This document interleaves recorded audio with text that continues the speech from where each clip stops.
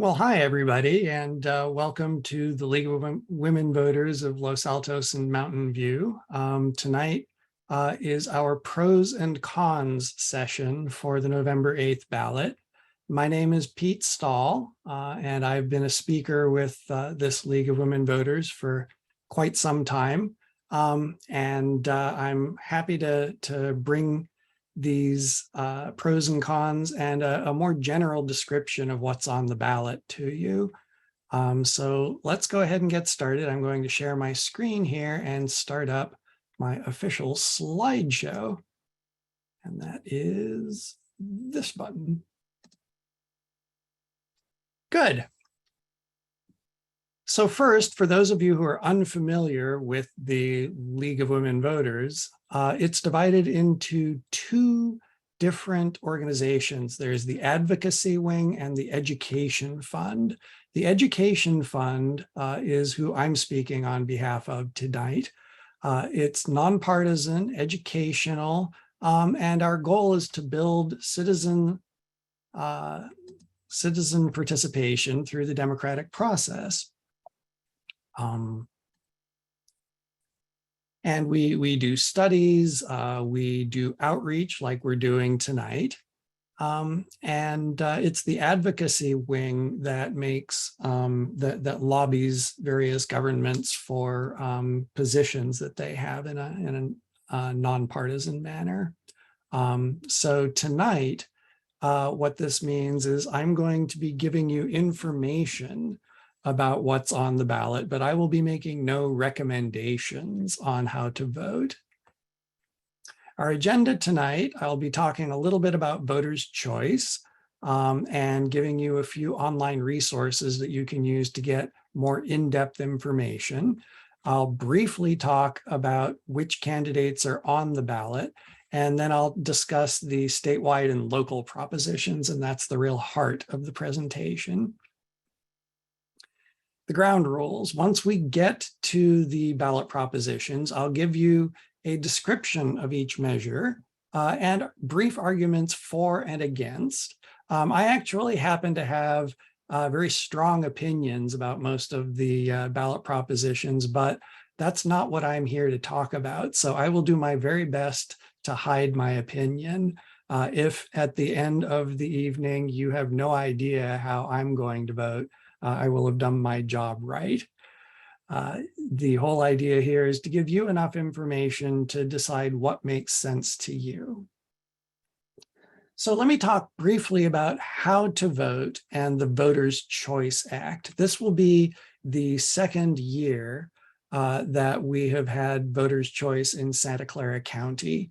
The first year being 2 years ago in 2020 when we had the last major election. There are no more neighborhood voting places. Instead, you can vote at any vote center anywhere in Santa Clara County, from Palo Alto all the way down to Gilroy. You are also allowed to vote by mail using the postage paid envelope that came in your ballot. It is the 18th of October. The ballots went out over a week ago, so you should have received your ballot in the mail already. If not, you can get in touch with the registrar, and I'll show you how to do that in a second. Once you open up your ballot, you can fill it out, and you can either return it by mail. No stamp is required. Just put it in that blue envelope. You can put it into an official ballot drop box, or you can bring it in person to any vote center. And remember, the vote centers replace your neighborhood polling places. There are drop boxes locally at library branches in Mountain View, Los Altos, Sunnyvale, Palo Alto, and neighboring cities. At the City Hall in Mountain View and Los Altos, and the Town Hall in Los Altos Hills, and scattered also through town, the North Westman neighborhood at the fire station where you would get your sandbags, the Computer History Museum up in northern Mountain View, and Foothill College parking lot, which is in Los Altos Hills. this is what the drop boxes look like. They are maybe 4 or 5 feet high and 2.5 or 3 feet square. And they have a sign that says insert ballot here that seems to point to nothing. What you do is push it in and a small slot opens up just wide enough for your ballot envelope. So slide your ballot in there and it will be collected and counted. At the vote centers, you can drop off your ballot, as I said before, and if you or someone you know needs language assistance, say is much more comfortable voting in Chinese or Spanish or Vietnamese, the vote centers have language assistance. Now, they won't have every language at every vote center, but you can contact the registrar and find out what's available where. Vote centers also have accessible voting equipment for those with vision impairments, motor skills impairments, and other types of impairment.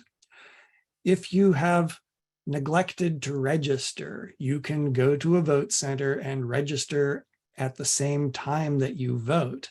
Your ballot will be marked as provisional and will be counted after it is verified that you haven't voted elsewhere and that you are indeed eligible to vote in this county. Now, the vote centers that are open before Election Day will be open 9 to 5 on those days, and all vote centers will be open on Election Day with extended hours from 7 in the morning until 8 p.m.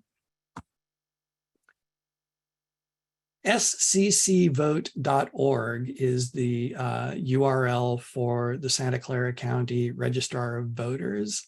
And that can give you the full list of vote centers, but the ones that are in our territory in the Los Altos Mountain View area include community centers in both Los Altos and Mountain View, the Los Altos Hills Town Hall, various churches, and additional locations, once again, at sccvote.org. You should be able to find one near you. Now, for people who would prefer to use their own accessible equipment, let's say they are vision impaired and have a screen reader that they trust, and they're not sure they'd be able to use the one at the vote center, there is something called remote accessible vote by mail. This will allow you to vote on your computer at home, and your ballot is not transmitted over the internet. Instead, the system allows you to print out your marked up ballot, and you then put that into the blue envelope that came with your ballot and return it by mail. So remote accessible vote by mail is a system that allows people who need special accessibility equipment to be able to use that at home and then send in their ballots. Once again, sccvote.org is the registrar's URL. Beware, do not go to sccvote.com. Last I looked, sccvote.com was owned by one of the political parties, and you would get a somewhat politicized view of things, and you would not get the information you're looking for. So go to sccvote.org. And this is what their website looks like. And one of the cool things on here is the ability to track your ballot to find out if it has been counted. If you go to the image of the old-fashioned mailbox and ask it to track your vote by ballot, you type in your residence address, which election, and your birth date so that it will know which of the people who lives at that address to look at, and hit go, and it will tell you whether your ballot has been received and counted. And that's a very reassuring thing. I'm glad they offer that. Additional online resources. For ballot propositions, I highly recommend the Easy Voter Guide. And the Easy Voter Guide is available in, that made me disappear. Here we go. In hard copy form, if you go to your local library, there should be a stack of them, and they're available not just in English, but also in Spanish, Chinese, Vietnamese, and a variety of languages. On the website, once again, you have the same language options, and it gives you, as it says, an easy voter guide. For each of the ballot propositions, it says the way it is now, what would happen if this were to pass, how much it would cost the state, and some arguments in favor and against. And it's simple and easy to digest. If you want to go into more depth, if you're a political nerd like I am, then you'll appreciate votersedge.org. You go to the front page of Voters Edge, type in your address and your zip code, and it will figure out what's on your ballot and give you a list of contests. And then for each one of the contests, you can zoom in and see a capsule summary of each of the candidates, their top 3 priorities. If you then hit this orange compare button that you'll find in the upper right corner of this display, you will get a great deal of detail on each of them. I've collapsed all of the sections on the bottom here, just so you can see all the categories. And some candidates will have more information than others, and that reflects whether the candidate or the candidate's campaign has responded fully to the questionnaire. It's completely optional for the candidate. However, some of the information comes from the reports that the candidates file on their campaign finances. And that's really one of the extremely cool things about Voters Edge. Because if you say who gave money to this candidate, you are allowed to follow the money. In the case of this contest, the candidate on the left has raised $20,000. The candidate on the right has raised over $800,000. So you can see that one of them has raised a great deal more money, and you can see who they raised it from. The candidate on the right, it seems to be primarily interest groups or lobbying organizations, the Nurses Association, the Teachers Association, Association of Realtors, and so on. The candidate on the left, it is primarily individuals who happen to be employees of these various groups. And when it says employees of, that does mean individuals. They have to identify themselves by their employer when they give the contribution. So that's Voters Edge. And once again, that's votersedge.org. One last thing that Voters Edge gives you is where the money comes from in these handy dandy pie charts. The candidate that we're looking at here, and I don't know which one it is, collected most of the money from California, and it was mostly large contributions from organizations. And then there is the website of our local league affiliate, League of Women Voters of Los Altos, Mountain View. Here's our homepage. And one of the great things about this website is you can review candidate forums. This was an in-person candidate forum. Most of the ones these days are being held on Zoom, just like this pros and cons. But it's a great way to find out more about the positions of the candidates for your city council, for local school board, and for any other local boards. And now to the ballot. The 2022 ballot is a long one. All of the midterm elections, as they're called, have very long ballots because of all of the statewide races.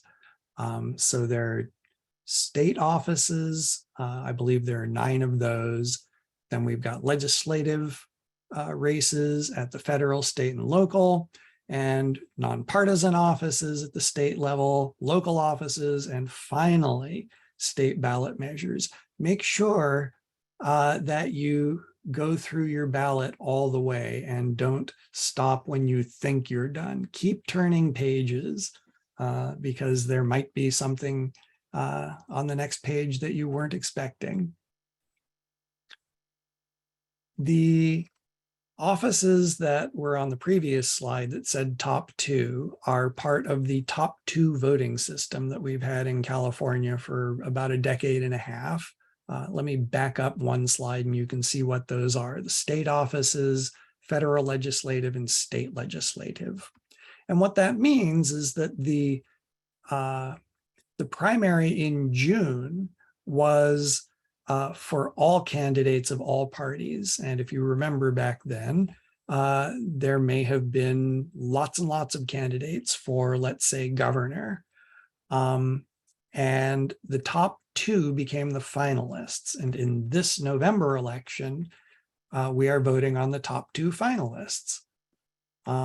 So by the time we get to November, the top 2 finishers appear and no write-ins are allowed, because if you wanted to be a write-in candidate, your chance was in June. Here we're just choosing between the top 2 finishers from the June primary. And on to the state offices. They are governor, lieutenant governor, and I won't be reading all of these, but you can see there are a lot of them. There are 9, including the Board of Equalization from District 2. And as you can see, each one of them has the 2 finalists. Now, it so happens in this election that at the state level, each one of the partisan statewide offices has a Democrat and a Republican. So you can see for governor and lieutenant governor, one of each of the 2 major parties. For Secretary of State and controller, the same. For treasurer and for attorney general, the same. And for insurance commissioner and Board of Equalization district, once again, 1 Democrat and 1 Republican. Now, in many cases, I believe in the majority of the cases, one of the candidates in these races is the incumbent and is running for a second term. You can look up who those are.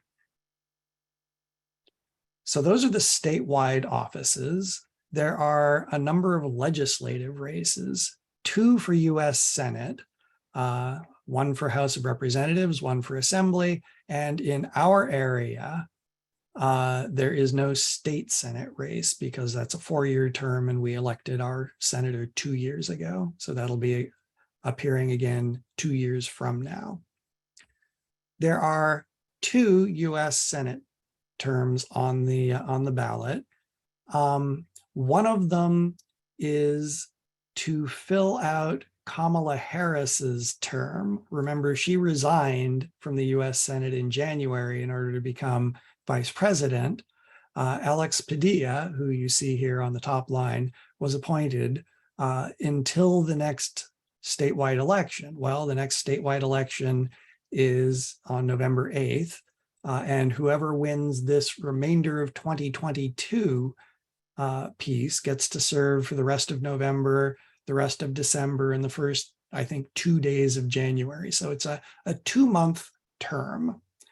And lest you think that this is not important, remember that the United States Senate is divided 50-50. So the result of this race could actually have national implications for the last 2 months of the year. On my ballot, this race appears on one page, and on the next page appears the other US Senate race.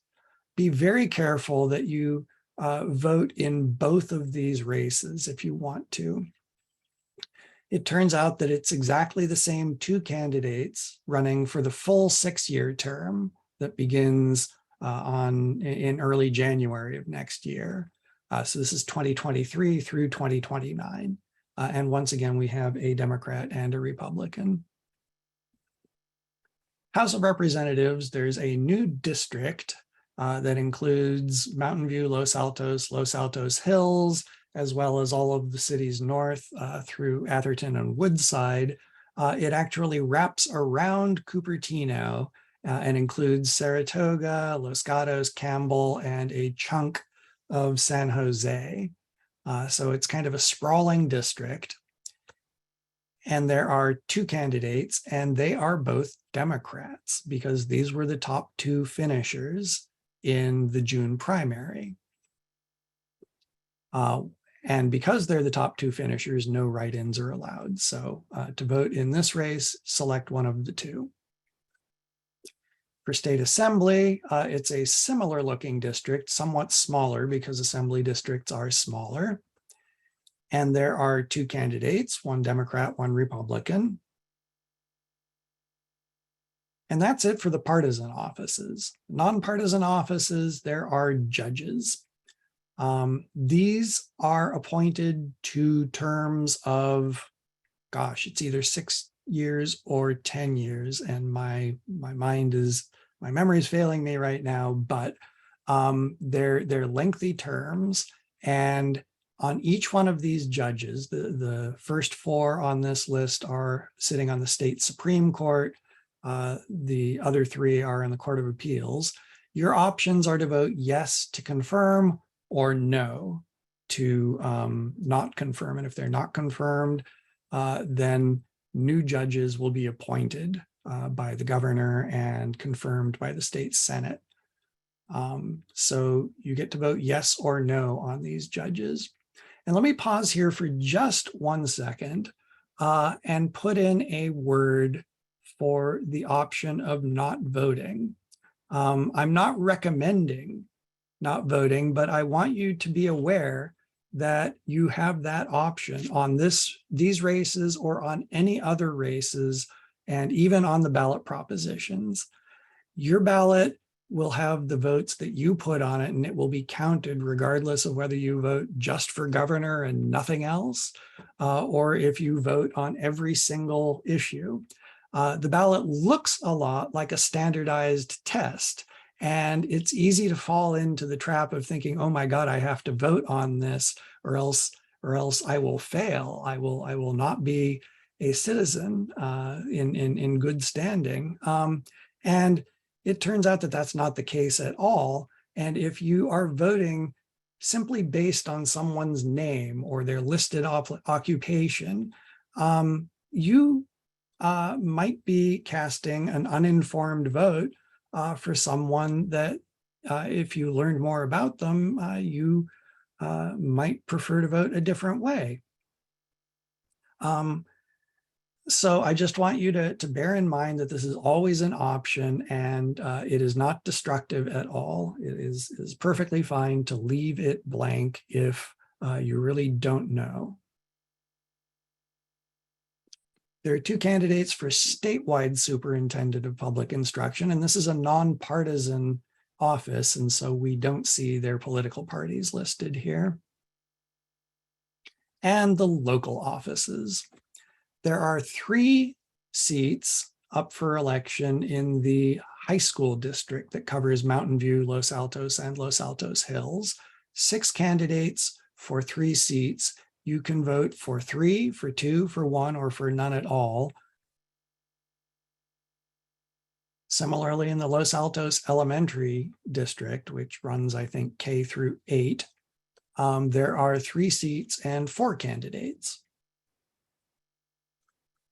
For Santa Clara County Sheriff, be very, very careful, because if you'll note, the last names of the 2 candidates are almost identical. And of course, there's 1 sheriff, so vote for 1 of these candidates. Los Altos City Council, 3 candidates for 2 seats. And Mountain View City Council, 5 candidates for 3 seats.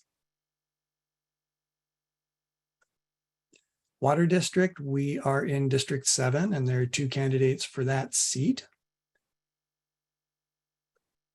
And that's all.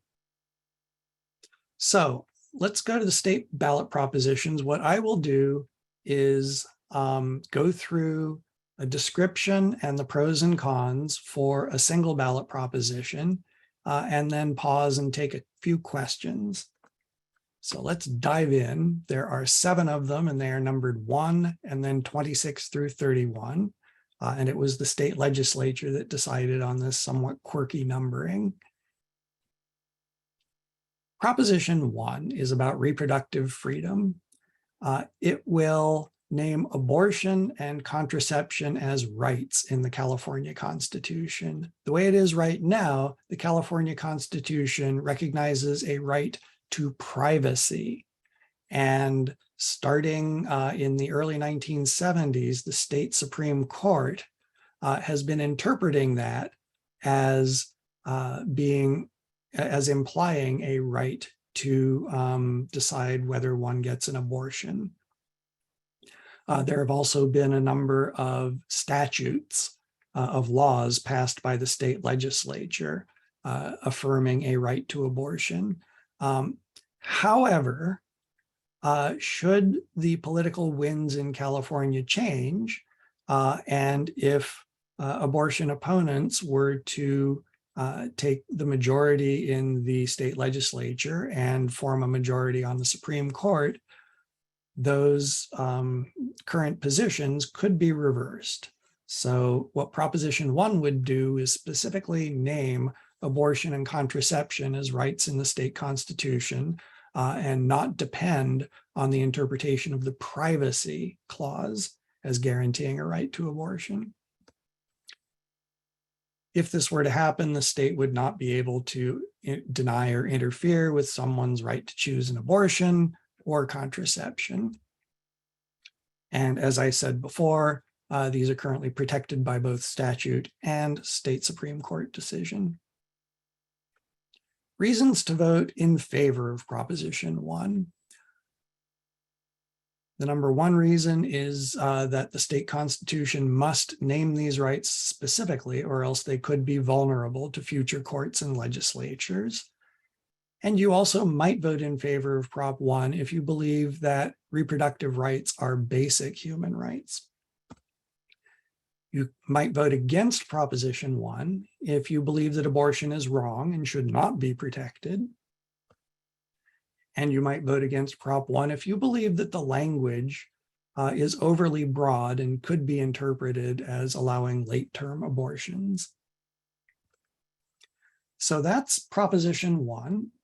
Let me take a look at some questions. I would like you to use the Q&A button at the bottom of Zoom in order to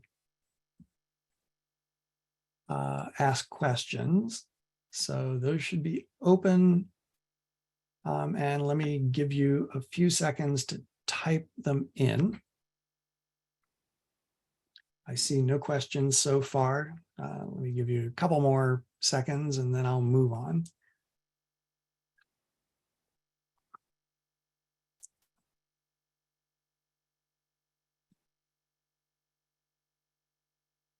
Raising your hand won't do it here. I'm afraid we're going to use the Q&A only.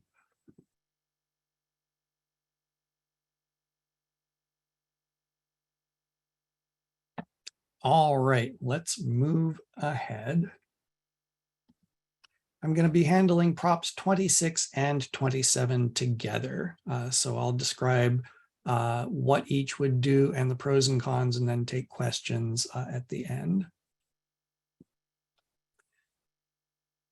So Proposition 26 will legal in-person betting on sports games. And by sports betting, what's meant here is the ability to place a bet on, say, a professional football game or the March Madness tournament. So betting on sports games. So Prop 26 would legalize sports betting as well as roulette and dice games such as craps, if done in person at Indian casinos and also at 4 identified racetracks throughout the state, horse racetracks, I should say. The tribes would have to renegotiate their existing compacts with the state in order to qualify for these new types of gambling activities. And in those compacts, they would negotiate a contribution to the state from their net take from the betting. It's estimated that that will be somewhere close to 10%, but that's not part of Prop 26. The 4 horse racetracks is part of 26, and that would be exactly 10% of the net proceeds. And the net proceeds is the amount of betting that they took in minus prizes that they paid out and minus certain expenses. Prop 26 allows private lawsuits against illegal gambling in some situations, and this would be a mechanism for enforcing that only the in-person casinos and the horse race tracks can offer legal sports betting. You might vote in favor of 26 if you have heard that the income will let tribes provide healthcare, housing, infrastructure, and education to their tribal members, and you think that that's a good thing. You might vote in favor of it because it will increase the state's revenue, and the estimated revenue from the legislative analyst, or the legislative analyst's estimate of the revenue, I should say, is in the tens of millions of dollars. And you might vote in favor of 26 if you favor in-person sports betting over online betting, which is offered in Prop 27. So if you believe 26 is superior to 27 and you want to legalize sports betting, that might be a reason to vote in favor of 26. You might vote against 26 if you believe that it will create a big increase in gambling that will benefit only a few tribes. And I should note here that Prop 26 will benefit primarily the tribes that renegotiate their compacts in order to allow the sports betting at their casinos. You might vote against 26 if you believe that gambling is addictive and should not be expanded. And you might vote against Prop 26 if you favor online betting, and note that other states allow online betting, and it's time that California do that too. So that's 26. And you can enter your questions on the sports betting ones as I now proceed to give you the lowdown on Prop 27, the other sports betting initiative. Prop 27 would legalize online sports betting anywhere in California for people 21 and over. And by online, I mean there are apps on phones, there are websites that are accessible on your laptop, and I believe it's also possible to do bets using a smart speaker, such as the Alexa or OK Google or even maybe Siri.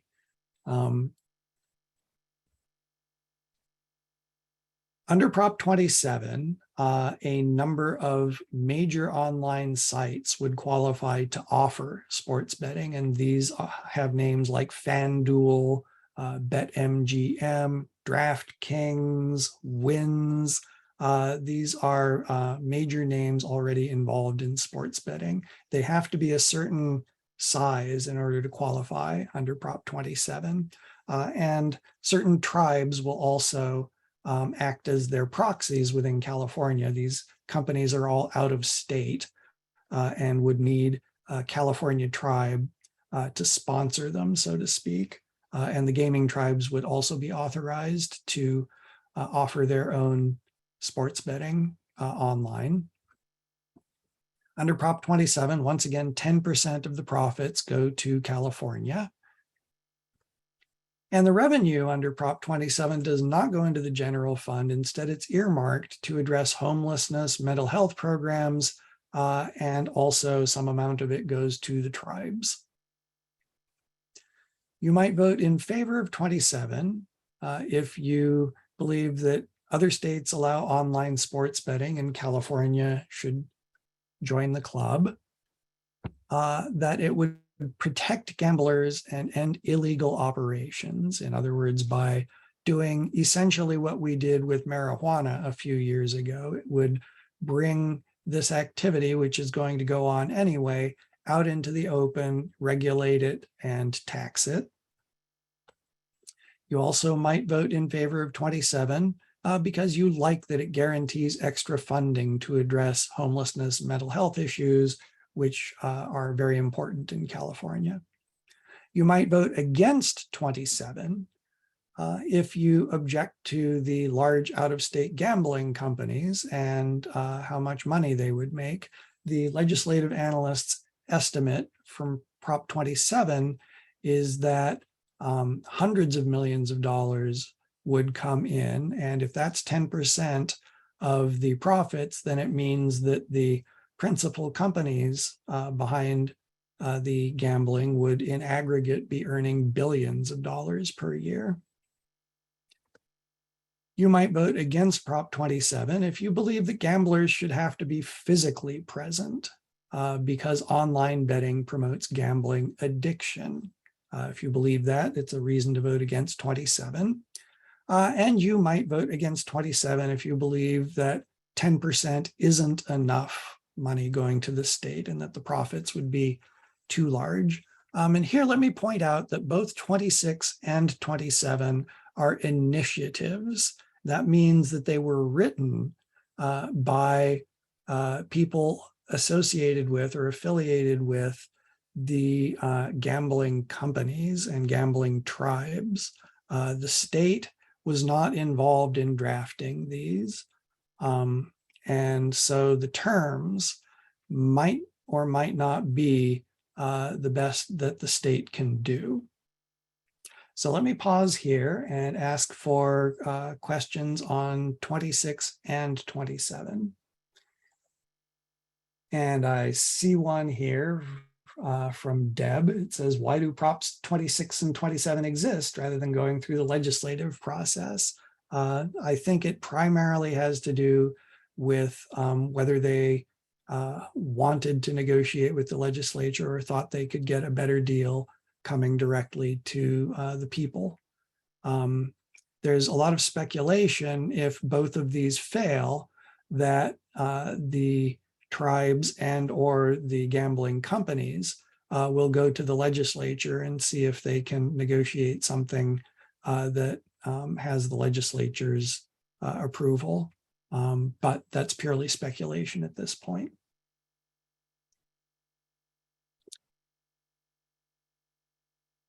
Good. So the next question is, can both of these be passed? And that's from Sherry. And the answer to that is yes, it's possible that both of these could pass.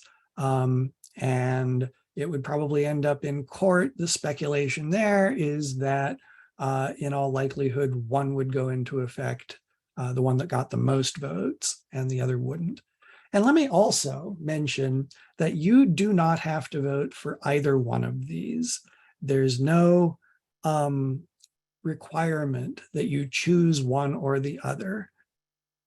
So you can vote against both if you believe some of the con arguments for each one. And then neither one would go into effect and things would be as they are today.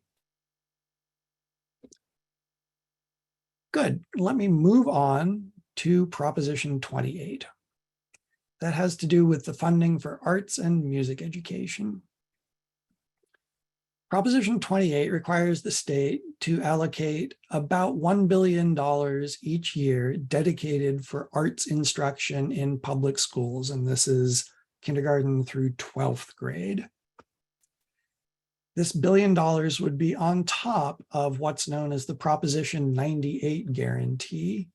And that guarantees roughly 40% of the state budget goes for public schools from pre-K through 12th grade. And that is money that goes directly to the school districts for the school districts to use as they see fit. The Proposition 28 money would be required to be spent on arts and music education. Specifically, 80% of the funds, at least, must be used to hire arts staff. So this money, 80% of it would not be usable for art supplies, for musical instruments, for band uniforms, that sort of thing. It would be all about bringing in more people to instruct the students. And arts here is defined as dance, music, visual arts, and notably computer media. Roughly 30% of this $1 billion is to be distributed based on the number of low-income students, so that schools that serve low-income communities would get more per student than schools that serve higher income communities. You might vote in favor of Prop 28 if you note that only 1 in 5 schools has a dedicated teacher for arts programs and you'd like to improve that. You might vote for 28 if you believe that arts education is always the first subject to be cut when the budgets get tight. And if you believe that arts and music improve students' lives in significant ways. You might vote against Prop 28 if you believe that arts education is not an essential program that needs budget protection. Outside of education, most of the state budget is not predetermined and does not have protection from year to year. And the legislature allocates it based on current needs. This argument says that Proposition 28 would wall off or sequester or privilege this $1 billion, and it would be untouchable during a budget emergency. So that's a little bit of explanation on that argument against 28. Once again, it would limit the state's options during budget emergencies. And finally, an argument against 28 is that local school districts should decide how to spend taxpayer money, and receiving this arts dedicated money from Sacramento would be an impingement on that discretion. So that's Prop 28. And let me take a look and see whether there are any questions on it.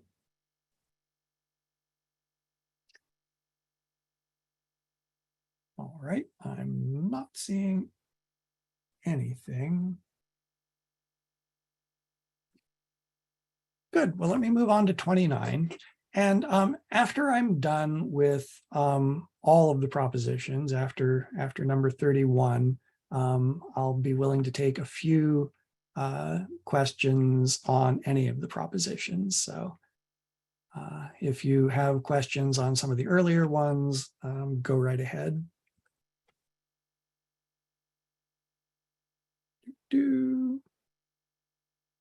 Good. So Prop 29 is about kidney dialysis clinic requirements. And you might think to yourself, wow, didn't I see this before? And the answer is you did see something very similar to this, both in the election 2 years ago and in the election 4 years ago. They were not identical to Prop 29, but here it is again. The other two measures did not pass. And so the proponents are trying one more time. It's an initiative. Prop 29 requires kidney dialysis clinics to have at least one doctor, nurse practitioner, or physician assistant present during all of the hours that they're open. At the moment, they are not required to have these people there. Prop 29 would require clinics to get permission from the state before they close a location or reduce services at a location. And under Prop 29, clinics will have to treat all patients equally, regardless of what insurance they have. The situation here is that the state's public insurance program, Medi-Cal, pays the clinics far less, or I should say reimburses the clinics far less than private insurance. And in the past, the clinics have been found to favor the patients who have private insurance. There's currently a state law on the books that makes that illegal, and Prop 29 makes that stronger. Proposition 29, arguments in favor. Dialysis is a dangerous procedure, and the clinics should therefore always have qualified professionals to help. Prop 29 will prevent discrimination against Medi-Cal patients, and the provisions will protect rural patients from local clinic closures. Arguments against 29. Clinics run well without these extra professionals. The extra costs involved in bringing the medical experts in might force some locations to close or cut back service hours, and it's unclear whether the state would allow that, but assuming the state does allow it, then this could result in a reduction of service. And finally, an argument against 29 is that this is not a serious measure, but rather a ploy by the healthcare workers union against the clinics. And the evidence for this argument is that the proponents of Prop 29, who is closely allied with the healthcare workers union, raised money a year ago in order to fund the petition drive to collect the signatures to qualify Prop 29, and have not raised any money since, and have not put up a very robust campaign in favor of 29. However, the appearance of 29 on the ballot has caused the two main dialysis clinic chains in California to fund the No on 29 campaign to the tune of some $80 million.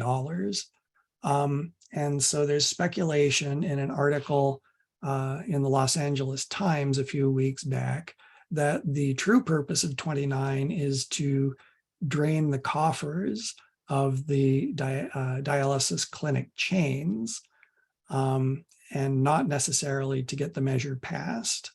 And if you believe that, then it is a reason to vote against 29. So let me see if there are any questions about 29.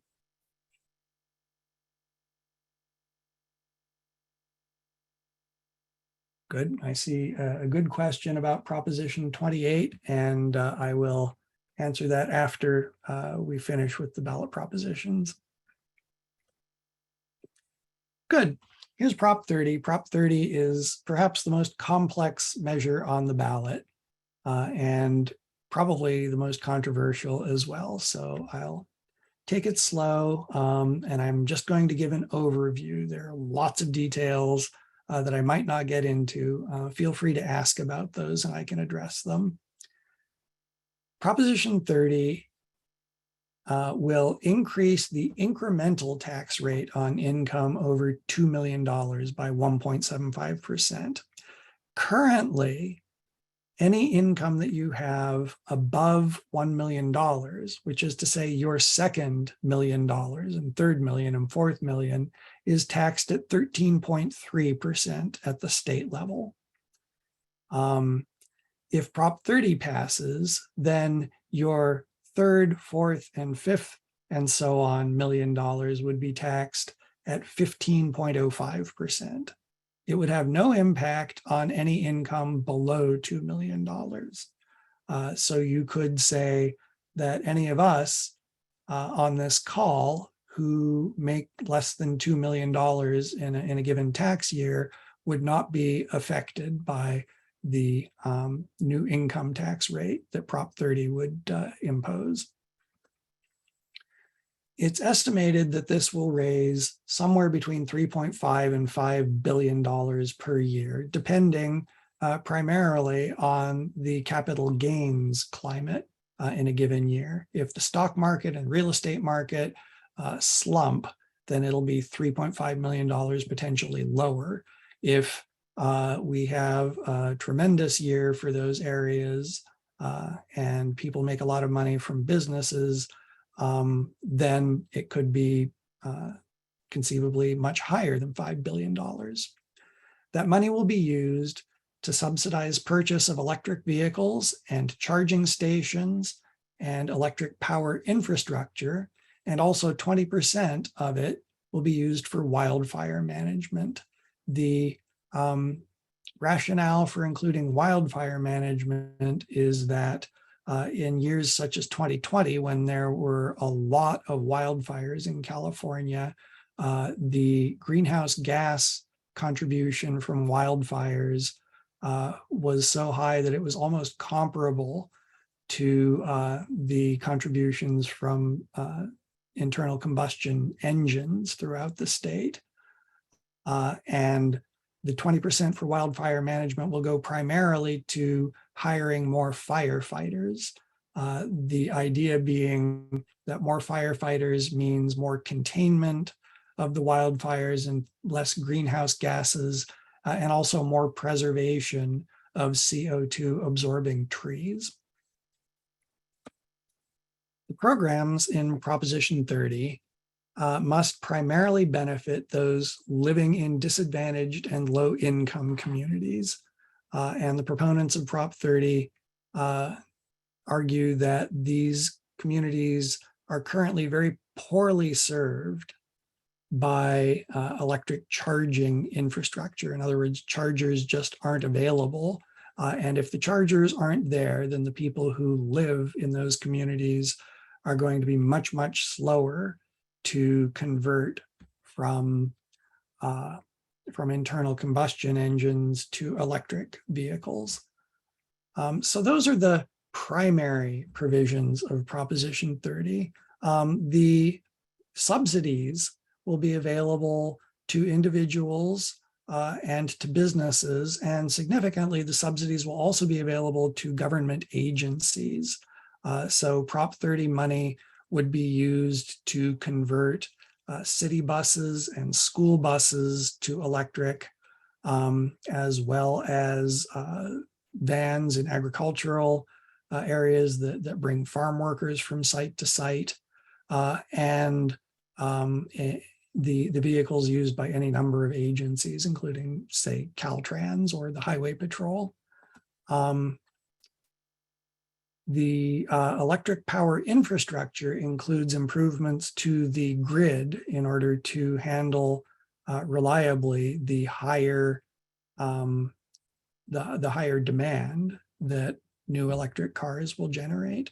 Bear in mind there are currently 30 million vehicles in California, and 29 million of those vehicles burn diesel or gasoline. And the idea is to accelerate the conversion. So let's get to the pros and cons of Prop 30. You might vote for Proposition 30 if you believe that we must act now to reduce greenhouse gas emissions from transportation. And the greenhouse gases from transportation are the state's largest contributor to climate change. You might vote in favor of Prop 30 if you are happy that it costs nothing for anyone who makes under $2 million. And you might vote in favor of Prop 30 if you like its focus on low-income communities that will get more clunkers off the roads. And I should probably strike the word clunkers. That doesn't appear in the measure itself, but I think you know what I mean. Arguments against Prop 30. The state income tax hike may cause high earners to leave California, endangering revenue and all programs. And what's behind this argument is the fact that the top 1% of taxpayers in California, and this is roughly 150,000 taxpayers out of 15 million, the top 1% of taxpayers currently supply half of the income tax revenue in California.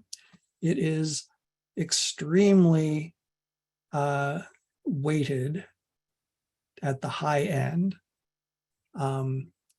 And the California top income tax rate, should Prop 30 pass, will be far higher than in any other state.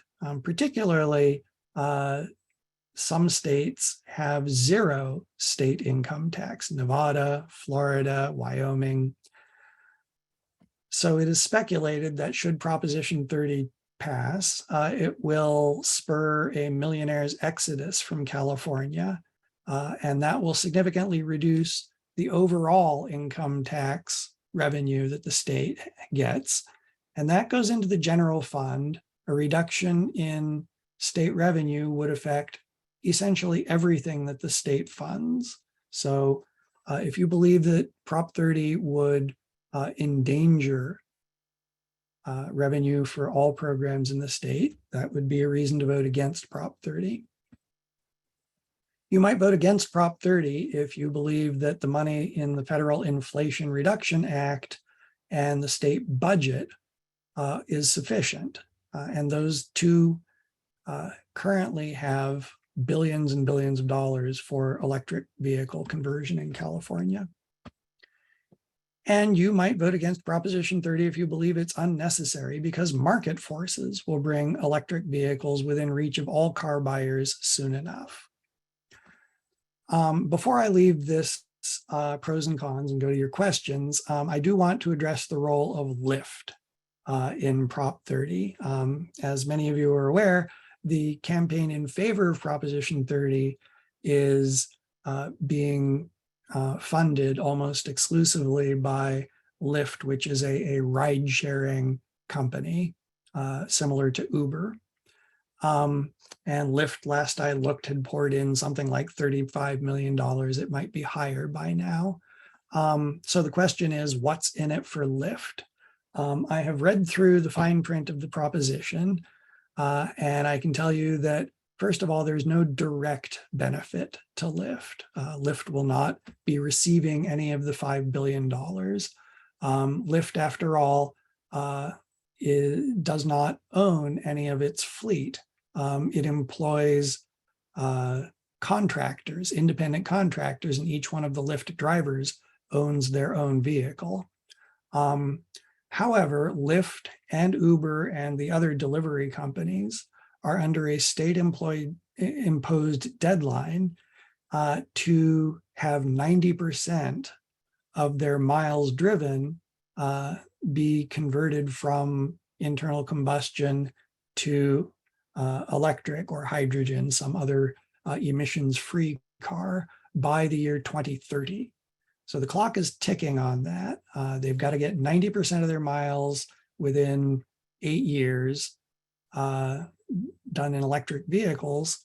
And so the best we can figure is Lyft wants Prop 30 to help its drivers, who in many cases are the low and moderate income people who would benefit primarily from Prop 30.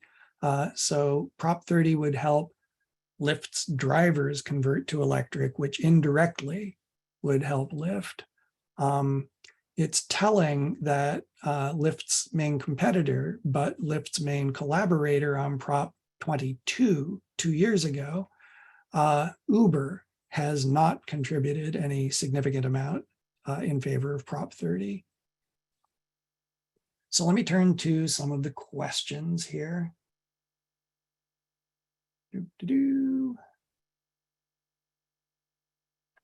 I'm not seeing any questions. Oh, here we go. I have to just simply scroll down. Oh.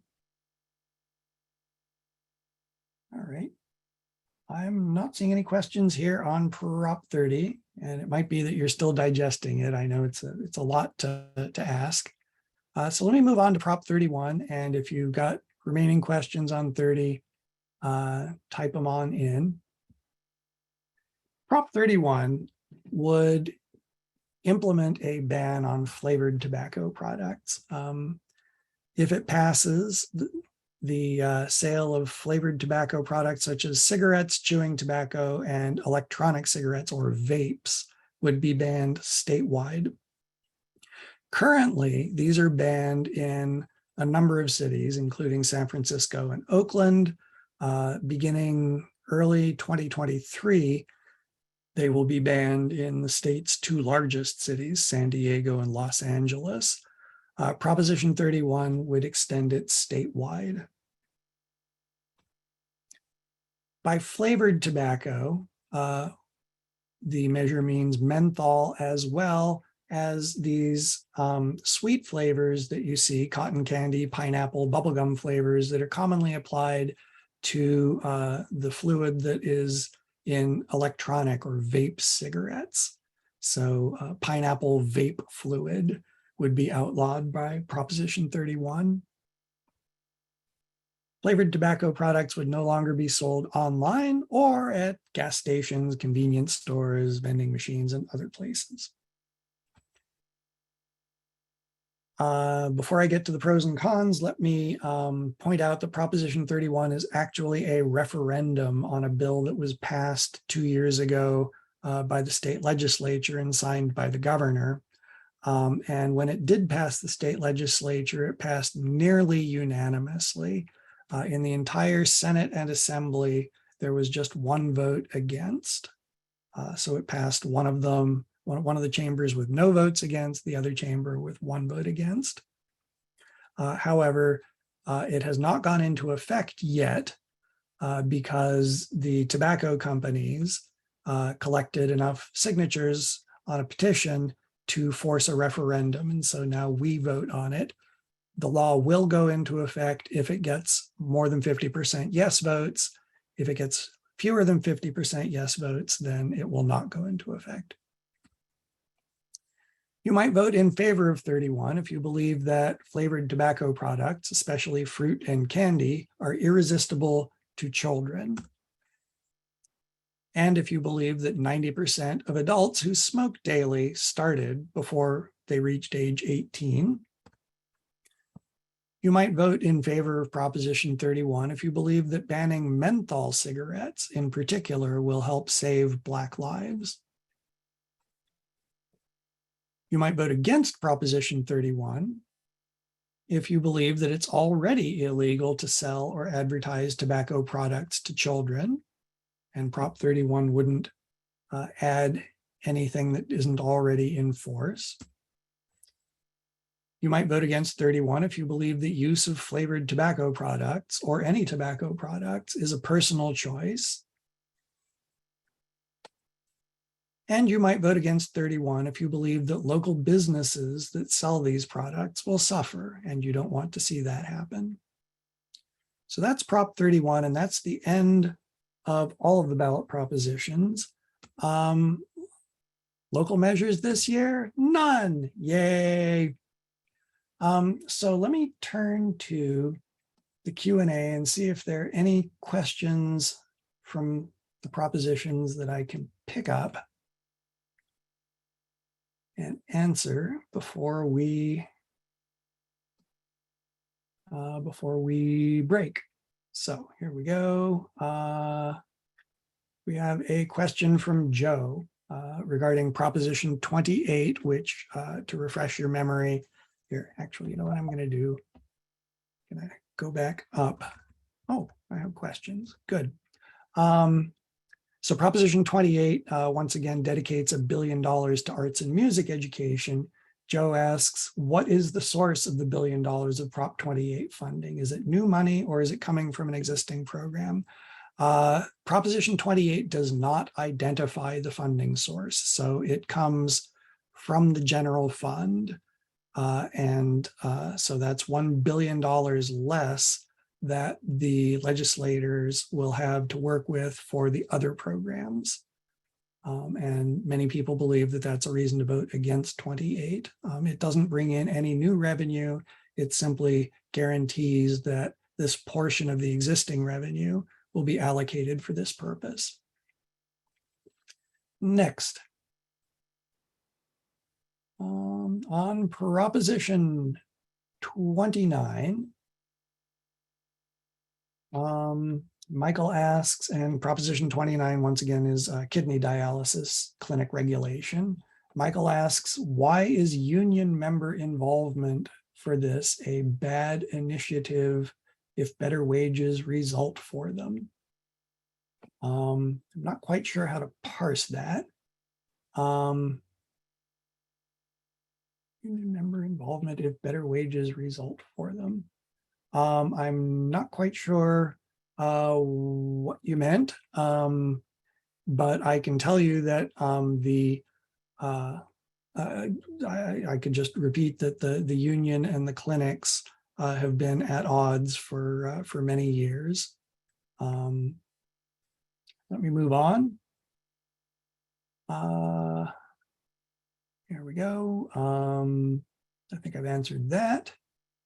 Okay, we've got a question on why is Governor Newsom against Proposition 30? And I don't recall exactly what the governor said about it, but I believe part of his argument is that the new income that's brought in by the increased income tax will not be subject to the Proposition 98 requirement that half of it be spent on public education and community colleges. And for that reason, he feels that it's an inappropriate use of the income tax. I believe that's one of his arguments.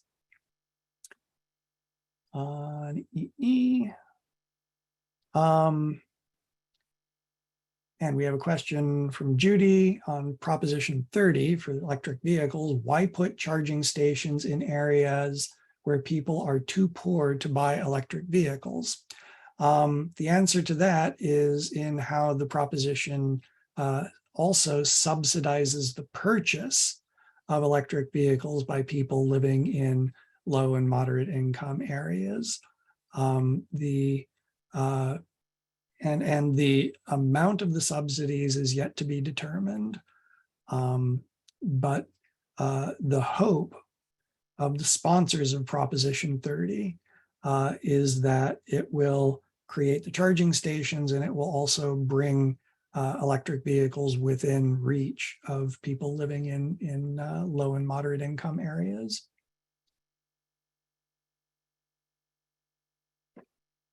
And finally, we've got one from Kathy. What's a good resource for finding information about the justices that we are being asked to vote on? And I'm not sure I've got one.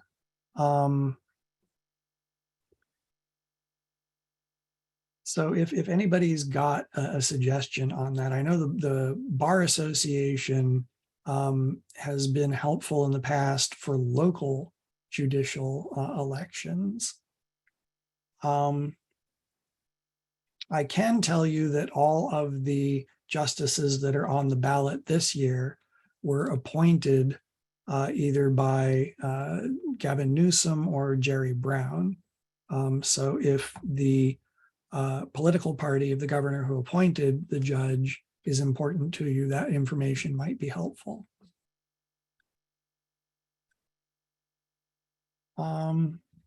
So we've got a couple of questions from, looks like the same person, about whether Proposition 1 would allow late-term abortion.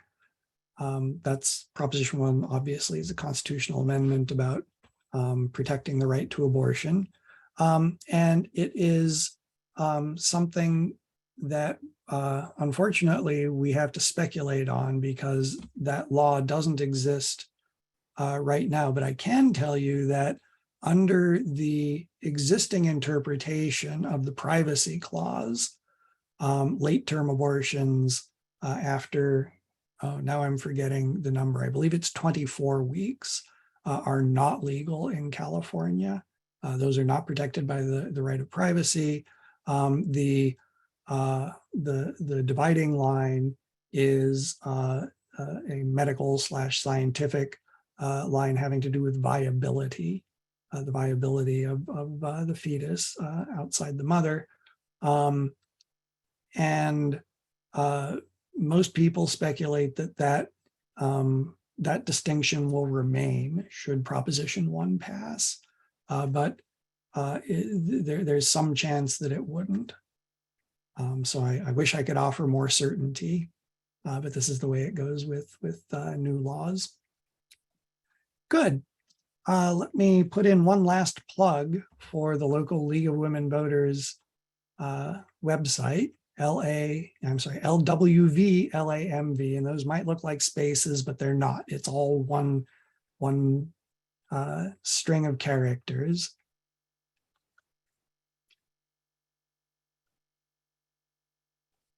And let me thank everybody for your kind attention and your perceptive questions. And I want to wish you all the best of luck in voting this long ballot, and best of luck in figuring out the ballot propositions. And I'll sign off now. Thank you very much.